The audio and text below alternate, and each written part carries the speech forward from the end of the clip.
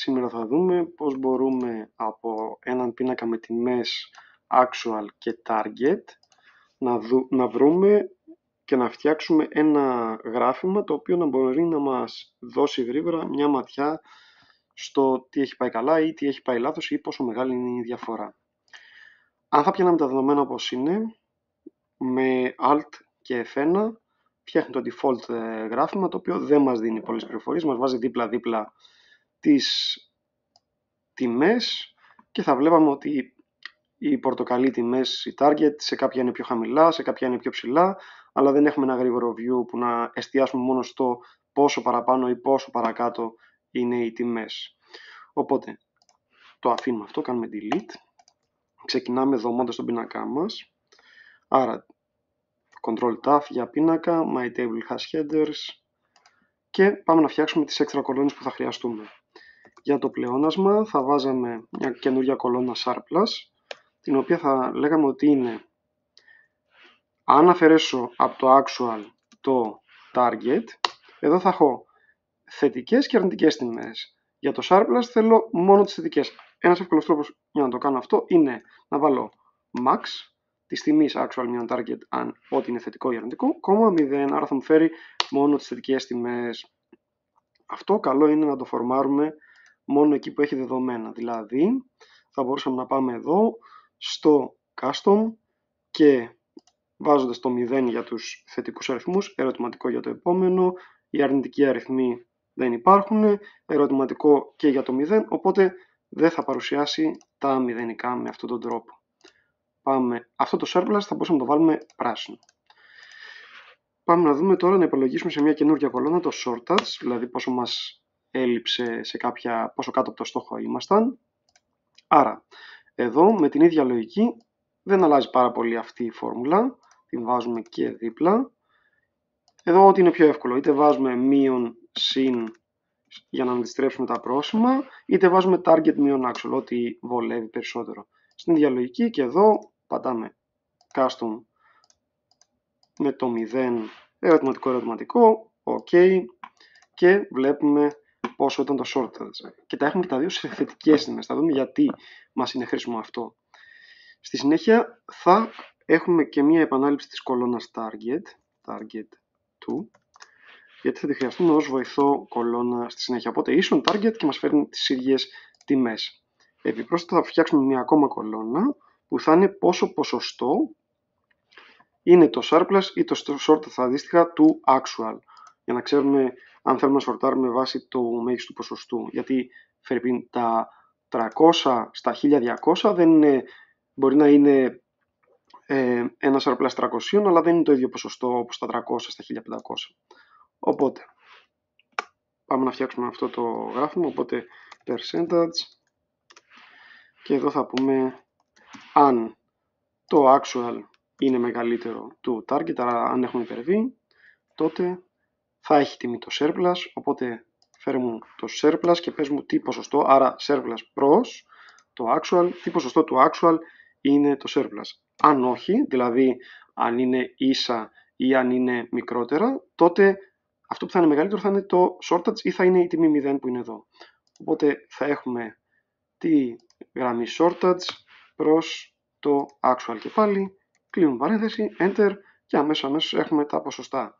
Αυτά τα ποσοστά θα μπορούσαμε να τα επιλέξουμε για να τα φορμάρουμε και στη μορφή που μας ενδιαφέρει, ίσως ένα ποσοστό με κάποια δεκαδικά. Οπότε,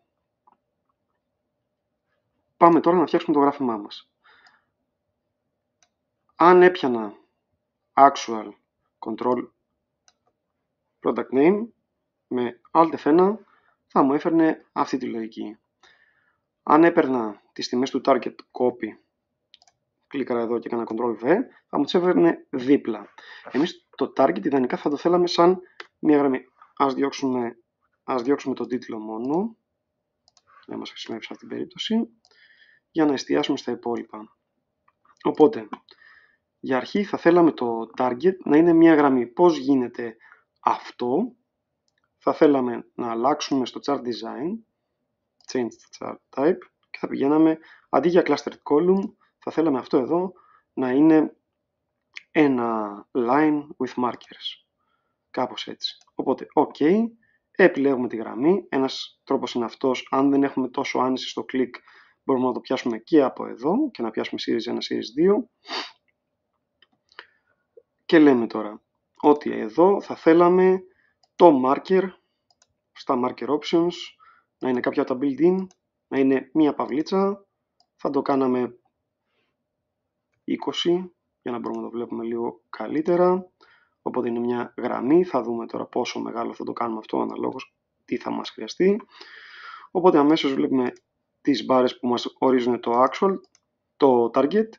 Οπότε θέλουμε εδώ να σβήσουμε τις υπόλοιπες γραμμές. Οπότε θα θέλαμε no line. Και ιδανικά το marker θα θέλαμε να είχε χρώμα ένα πιο σκούρο μπλε.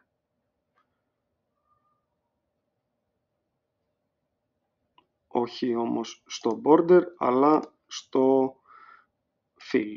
Οπότε το fill θα θέλαμε να είναι αυτό ακριβώς. Οπότε εδώ μας δείχνει στα γρήγορα ποια είναι η τιμή του target. Ας κάνουμε το actual ένα χρώμα λίγο πιο ήπιο, γιατί δεν μας ενδιαφέρει να εστιάσουμε την προσοχή μας εκεί. Ένα μπλε πιο ήπιο. Οπότε εδώ τώρα έχουμε μια γρήγορη εικόνα πότε έχουμε υπερβεί ή όχι τον στόχο. Όμως θέλουμε να το κάνουμε λίγο καλύτερο. Θέλουμε να φέρουμε και το surplus, οπότε κάνουμε copy εδώ το surplus, πιάνουμε το γράφημά μας, Ctrl-V και βλέπουμε ότι το surplus έχει γίνει μια καινούρια γραμμή, μια καινούρια σειρά.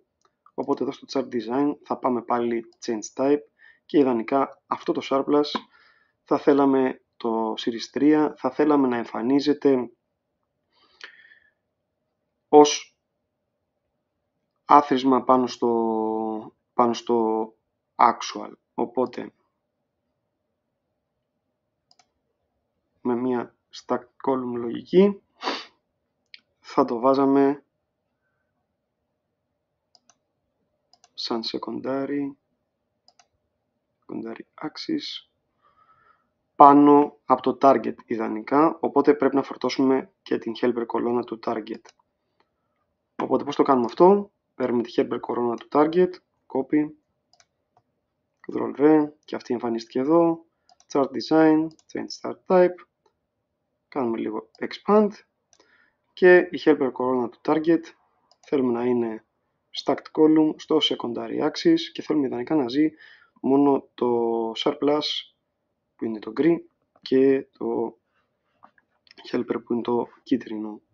Αυτό εδώ μπορεί να πάει στο πρώτο axis. OK. Και τώρα πάμε να δούμε πώς θα γίνει αυτό. Εδώ βλέπουμε ότι έχει υπερισχύσει το κίτρινο χρώμα. Ιδανικά εμείς για το helper δεν θέλουμε καθόλου χρώμα, οπότε no fill, να είναι άδειο, πάρα πολύ ωραία.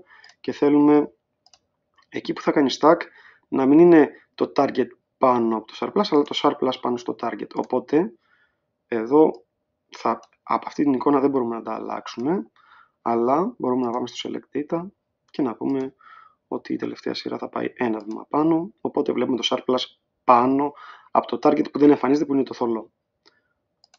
OK. Πάει γι' αυτό. Ιδανικά θα θέλαμε το surplus να είναι πράσινο, όπως έχουμε δείξει εδώ στις κολόνες. Το color μας εδώ θα βάζαμε ένα πιο ήπιο πράσινο. Μας δείχνει το surplus, πάρα πολύ ωραία. Πάμε να φτιάξουμε και το shortage. Το shortage τώρα τι είναι? Όποτε είμαστε κάτω από το target, άρα το actual μας είναι κάτω από το target, θέλουμε να κάνουμε stack το actual και από πάνω του να βάλουμε το shortage για να φτάσει ακριβώς τη γραμμή του target. Άρα πάμε και παίρνουμε το shortage πάλι, copy, πιάνουμε το κελί, βλέπουμε εδώ τις τιμές που μας έχει βάλει, marker, δεν θέλουμε να είναι dots, οπότε θέλουμε να κάνουμε πάλι change type, κάνουμε λίγο expand εδώ πέρα τις επιλογές μας. Εδώ λοιπόν θέλουμε να είναι stacked column και θα θέλαμε να είναι στο primary axis, γι' αυτό δεν είναι τσεκαρισμένο. Πάρα πολύ ωραία. Οπότε τώρα που έχουμε εδώ, τώρα είναι ένα από αυτά τα προβλήματα. Επειδή δεν μπορούμε να κάνουμε select, ο πιο γρήγορος τρόπος είναι να πάμε εδώ και να πούμε ότι series 2 μας έχει πιάσει, όχι, series 5 που είναι το τελευταίο, που είναι το shortage, μας έχει πιάσει ακριβώς το shortage και εδώ εμείς θα θέλαμε να το κάνουμε ένα κόκκινο ή ένα χρώμα τέλος πάντων που να είναι λίγο πιο ήπιο από το πολύ κόκκινο, ας πούμε αυτό. Τώρα αυτό είναι και προσωπική προτίμηση του καθενός. Οπότε εδώ στα γρήγορα μπορούμε να δούμε που έχουμε surplus, που έχουμε shortage και αν θα θέλαμε να το δούμε ποσοστιαία, αν κάνουμε τώρα short, largest to smallest, έχουμε ποσοστιαία μεταβολή, είτε αυτή είναι θετική είτε αυτή είναι αρνητική. Αν μας ενδιέφερε να δούμε θετικές αρνητικές ξεχωριστά, θα πηγαίναμε απλά να βάλουμε ένα μείον εδώ και θα ξανακάναμε το sorting και θα είχαμε πρώτα τις θετικές μεταβολές και μετά τις αρνητικές. Οπότε θα ξεκινούσαμε από τη μεγαλύτερη ποσοστιαία μεταβολή προς το 0 και μετά προς την μεγαλύτερη αρνητική, δηλαδή προς τη μικρότερη, μείον 50%, αν πηγαίναμε αριθμητικά. Τώρα, αν κάποιος ήθελε να το πάει λίγο παραπέρα, θα ήθελε να βάλει κάποιες τιμές εδώ, οι οποίες να εμφανίζουν το ποσό του shortage. Πώς το κάνουμε αυτό? Πιάνουμε το surplus Fairpin, πάμε συν, θα θέλαμε να βάλουμε data labels. Εδώ στα data labels έχει διάφορα options, ας βάλουμε το center, επιλέγοντας τις τιμές με ένα bold και ιδανικά στα text options. Με ένα bold θα μπορούσαμε να κάνουμε και left ή ένα gray για να μπορούν να είναι λίγο πιο όμορφα. Αντίστοιχα, αν πιάσουμε το Series 5 που είναι το shortage, θα μπορούσαμε να βάλουμε στο text options όπως μας ενδιαφέρει.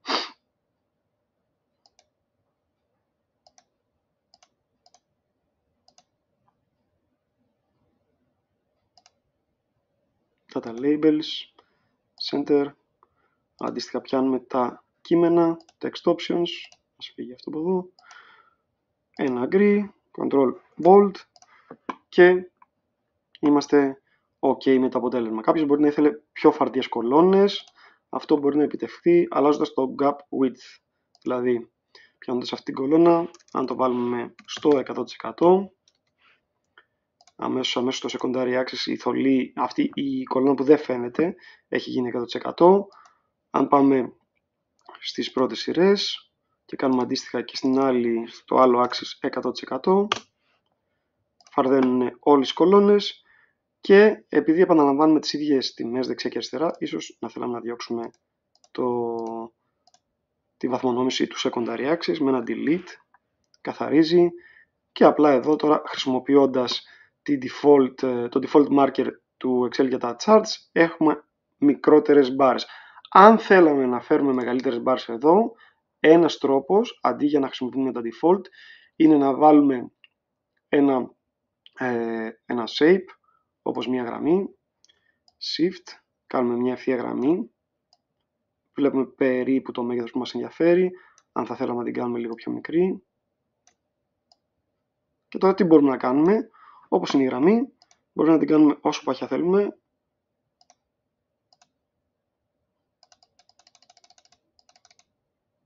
Ας πούμε ότι είναι 3 points, περίπου στο πλάτος που μας ενδιαφέρει. Και κάνουμε copy, επιλέγουμε τα markers και κάνουμε Ctrl-V. Και πλέον όλα τα markers έχουν την εικόνα που μόλις δημιουργήσαμε. Και κάπως έτσι βλέπουμε όποια εικόνα θέλουμε. Αν θέλουμε να φέρουμε πρώτα τα surpluses με μέγιστες τιμές, τα φέρνουμε έτσι. Αν θέλουμε να φέρουμε τα shortages με μέγιστες τιμές, θα τα φέρνουμε έτσι. Αν θέλουμε να τα σορτάρουμε βάσει percentage αλλαγής, το φέρνουμε με αυτή τη λογική και η ανάποδη λογική είναι αυτή.